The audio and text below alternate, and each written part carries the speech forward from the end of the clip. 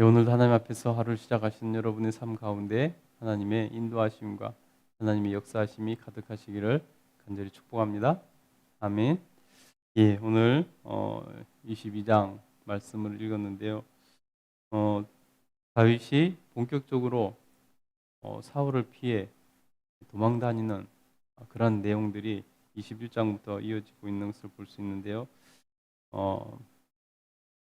처음에 다윗은 사울을 피해 도망을 갔는데 더 이상 유다 땅에서 이스라엘 땅에서는 사울을 피하기가 힘들다고 판단해서 가드로 내려갔었습니다.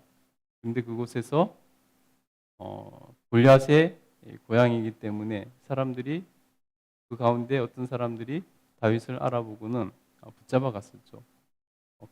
다윗이 그곳에 가서 피하러 갔는데 오히려 죽음의 위협에 놓인 상황이 됐었습니다. 그래서 그곳에서 미친 채 연기를 하고 간신히 빠져나와서 다시 어쩔 수 없이 유대 땅으로 돌아옵니다. 그래서 아둘람굴 광야로 이렇게 가는 것을 볼 수 있는데요. 그의 본격적인 고난의 시작이 이루어지고 있는 것을 볼 수 있습니다. 여러분 우리 한번 읽어보겠습니다. 1절부터 한번 읽겠습니다. 시작.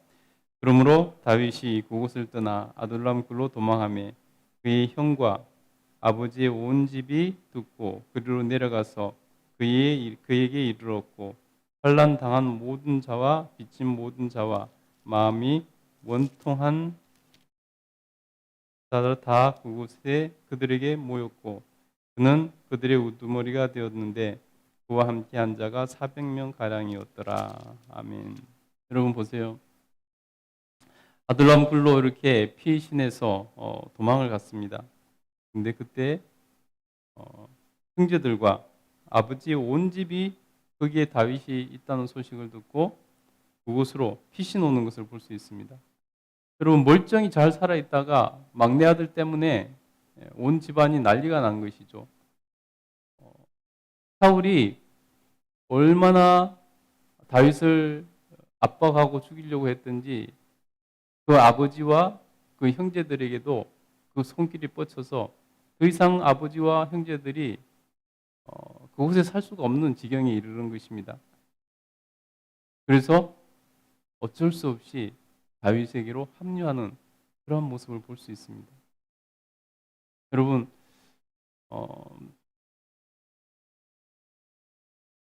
다윗의 마음이 어땠을까요? 다윗의 마음이 어땠을까요? 가족들에게 얼마나 미안하고 가족들에게 얼마나 피해준 거에 대해서 무거운 짐을 느끼겠습니까? 더군다나 막내가 한 가정의 막내가 아무 힘도 없는 막내가 영향력도 없는 막내가 온 가족을 불편하게 했으니 자기 모든 생업을 버리고 광야로 이렇게 오게 만들었으니 얼마나 스스로 불효했다고 생각할 것이고 가족들에게 큰 피해를 줬다고 생각할 수밖에 없지 않겠습니까? 다윗의 마음은 천근만근 무거워졌을 것입니다. 자기 혼자 도망 다니는 것은 그래도 견디기가 그다지 수월하지 않겠습니까? 근데 온 가족을 못 살게 굴어서 온 가족이 피신 와서 온 가족이 자기 때문에 힘들어하고 있는 모습은 참으로 보기 어려웠을 것입니다. 점점 다윗의 고난은 커지는 것을 볼 수 있습니다. 아마 다윗의 부모님들은 이제 연로해지기 시작한 그러한 나이가 되지 않았겠습니까? 그런 부모가 고생하는 모습, 자기 때문에 고생하는 모습 참으로 보기 힘들었을 것입니다. 그래서 뒤에 보면은 부모님을 안전한 곳으로 모시는 그런 모습을 볼 수 있는데요. 그것은 좀 이따 보도록 하고요.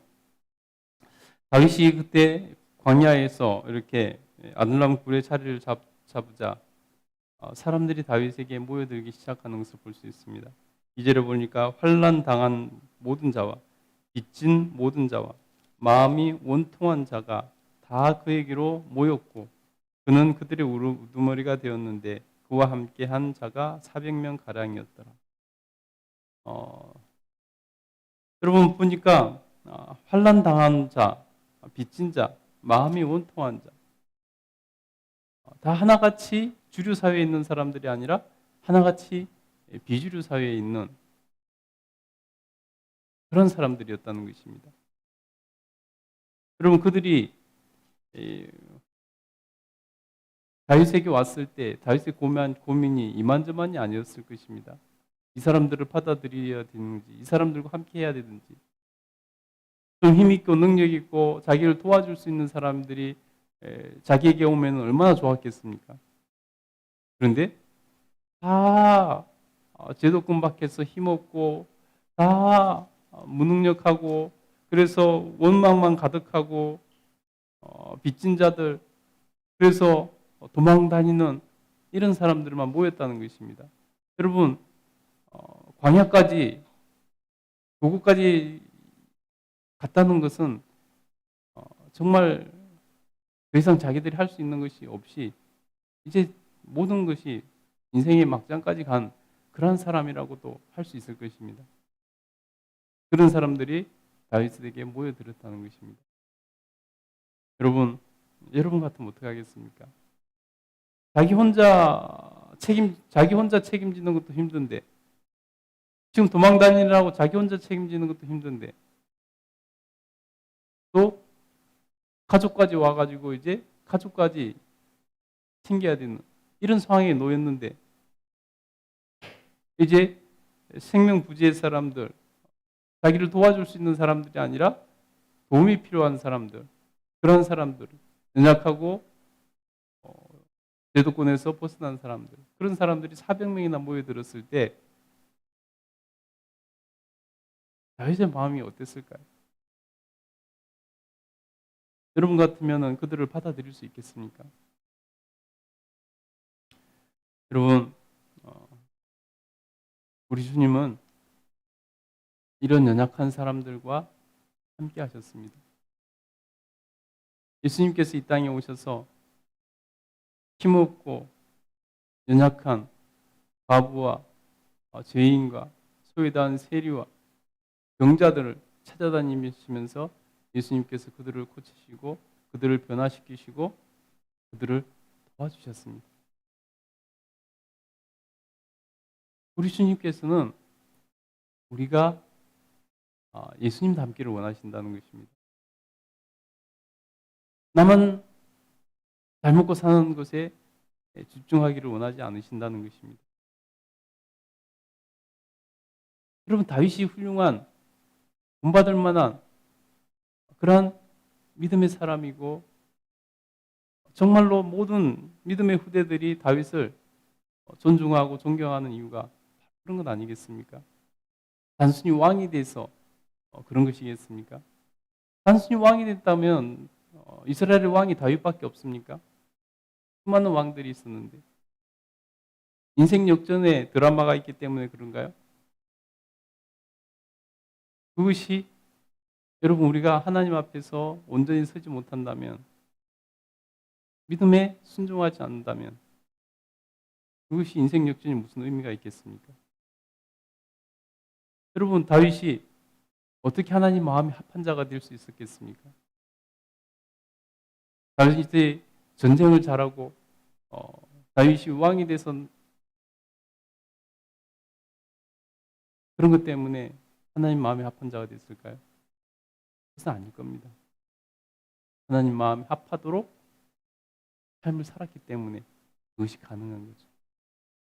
여러분 어려울 때 그 사람의 인격과 성품이 드러나는 것 아니겠습니까?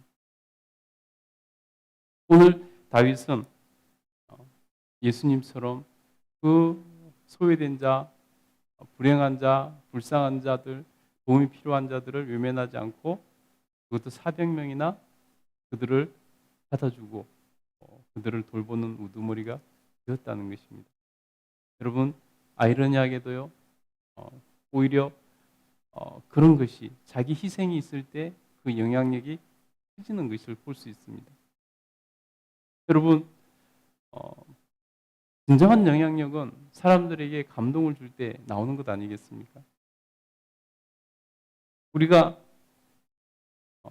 이 시대를 살아가면서 세상 사람들에게 감동을 주지 못하기 때문에, 그런 삶을 살지 못하기 때문에 우리가 주님의 이름을 욕되게 하는 그런 시대가 되지 않았습니까? 여러분, 우리가 하나님 앞에서 초대교회 성도들은 세상 사람들에게 감동을 주는 그런 사람들이었습니다.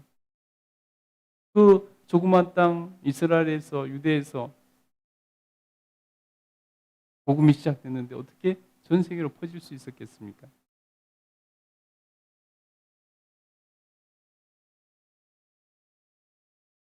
초대교회 생활을 쓴 책에 보면요,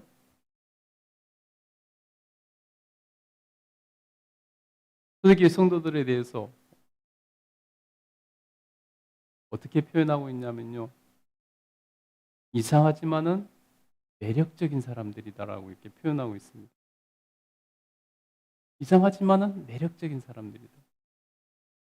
자기들하고 뭔가 좀 자기들이 보기에 기존의 가치관과 세계관으로는 이해할 수 없는, 이상하지만은 정말 그들에게는 사람들이 감동을 주는 매력이 있는 그런 사람들이라고 초대교회 성도들을 표현하고 있다는 것입니다. 여러분, 우리 시대에 다시 우리가 이미 기독교 세계관은 보편적인 세계관이 되기 때문에 우리가 이상할 것까지는 이제는 없어졌습니다. 그러나 여러분, 매력적인 사람들이 돼야 된다는 것입니다. 사람들의 마음을 움직이고 사람들이 감동을 주는 매력적인 삶을 사는 사람들이 돼야 된다는 것입니다. 그때 하나님의 나라가 이 땅에서 다시 한번 왕성히 일어날 것이고 하나님께서 영광받게 되는 그러한 놀라운 은혜가 임할 줄 믿습니다. 어,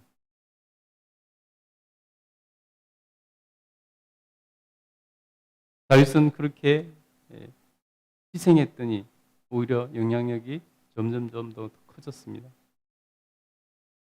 그리고 나서 이제 3절부터 있는 거 보면 자기 부모님들을 안전한 곳으로 모시는 것을 볼 수 있습니다. 우리 3절부터 한번 읽어보겠습니다. 시작. 다윗이 거기서 모압 미스베로 가서 모압 왕에게 이르되 하나님이 나를 위하여 어떻게 하실지를 내가 알기까지 나의 부모가 나와서 당신들과 함께 있게 하기를 청하나이다 하고 부모를 인도하여 모압 왕 앞에 나갔더니 그들은 다윗이 요새에 있을 동안에 모압 왕과 함께 있었더라. 아멘. 여러분, 부모님이 정말 평생을 일구고 가꾸고 살아온 그곳에서 쫓겨나와서 더 이상 살 수 없어서 자기에게 왔는데 너무나 다윗이 마음이 아팠을 것입니다. 그리고 언제 어떻게 무슨 일이 일어날지 모르는 상황 가운데 부모님을 계속 모시고 다닐 수가 없었습니다. 그래서 어, 다윗은 모압으로 모압 왕에게 자신의 부모님을 여기 잘 좀 부탁해서 머물 수 있도록 사울의 힘이 뻗치지 않는 모압으로 이렇게 모시고 가서 그곳에 안전하게 지낼 수 있도록 해드리는 것을 볼 수 있습니다. 그리고 그곳에서 얼마 동안 머물고 있는데 선지자 갓에게서 이렇게 말이 나옵니다. 우리 5절 한번 읽어보겠습니다. 시작. 선지자 갓이 다윗에게 이르되 너는 이 요새에 있지 말고 떠나 유다 땅으로 들어가라. 다윗이 떠나 헤레스풀에 이르니라. 아멘. 선지자 갓이 다윗에게 말을 합니다. 유대의 왕이 될 사람이, 이스라엘 왕이 될 사람이 외국에 머무는 것은 합당치가 않다고 여겼든지 다시 유대로 돌아가라 라고 이렇게 말을 하고 있습니다. 유대에 가서 그곳에서 영향력을 키우라 라고 말을 하는 것이죠. 그래서 그 말에 순종하여서 다시 유대 땅으로 돌아오는 다윗의 모습을 볼 수 있습니다. 여러분, 우리가 하나님 앞에서 힘들고 어려울 때 있습니다. 여러분, 다윗처럼 우리 삶을 살아가면서 힘들고 어려울 때 있죠. 그러나 하나님 앞에서 온전히 어려운 가운데서도 다윗처럼 말씀에 순종하고 하나님 뜻을 따라 살아간다면 오히려 그것이 전화위복의 계기가 되고 영향력은 더 커지고 하나님의 뜻을 이룰 수 있는 그러한 영향력 있는 사람이 되게 될 줄 믿습니다. 저와 여러분이 하나님 앞에서 하나님 뜻을 이루는 영광스러운 자리를 차지하게 되기를 간절히 소원하고 축복합니다. 아멘. 기도하겠습니다.